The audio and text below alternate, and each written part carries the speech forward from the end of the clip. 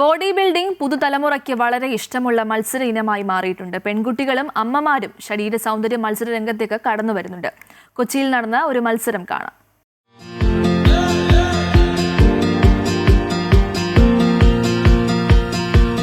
Ernakulam town ഹാളിലാണ് Kerala health club ഓർഗനൈസേഷന്റെ ആഭിമുഖ്യത്തിൽ ശരീര സൗന്ദര്യ മത്സരങ്ങൾ നടന്നത്.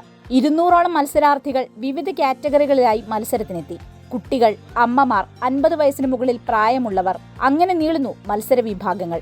പുതുതലമുറ ലഹരിക്ക് അടിമപ്പെടാതിരിക്കാൻ ഇത്തരം മത്സരങ്ങളോടുള്ള ഇഷ്ടം ഗുണം ചെയ്യുമെന്നാണ് സംഘാടകരുടെ അഭിപ്രായം.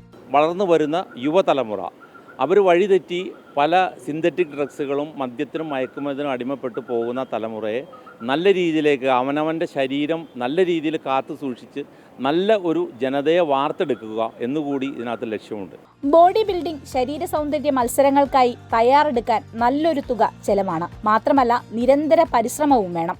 ഒരു സംസ്ഥാന മത്സരത്തിൽ ചാമ്പ്യൻ ഓഫ് ചാമ്പ്യൻ കരസ്ഥമാക്കുന്നുണ്ടെങ്കിൽ നല്ലൊരു ഇന്നത്തെ രീതിയിൽ നല്ലൊരു 10 ലക്ഷം രൂപ 15 ലക്ഷം രൂപയോളം ചിലവ് വരും. ഒരു വർഷത്തെ കണക്ക് കൂട്ടി നോക്കിക്കഴിഞ്ഞാൽ അത്രയ്ക്കും അവർ അതിനുവേണ്ടി ഡെഡിക്കേറ്റഡ് ആയിട്ട് ഫുഡും കാര്യങ്ങളും എല്ലാം ഇതിന് ന്യൂട്രീഷൻ ഒരുപാട് ചെയ്യണം.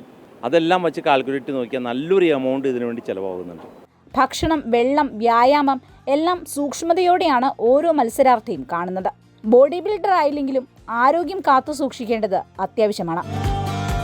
അമൃത ന്യൂസ്, കൊച്ചി.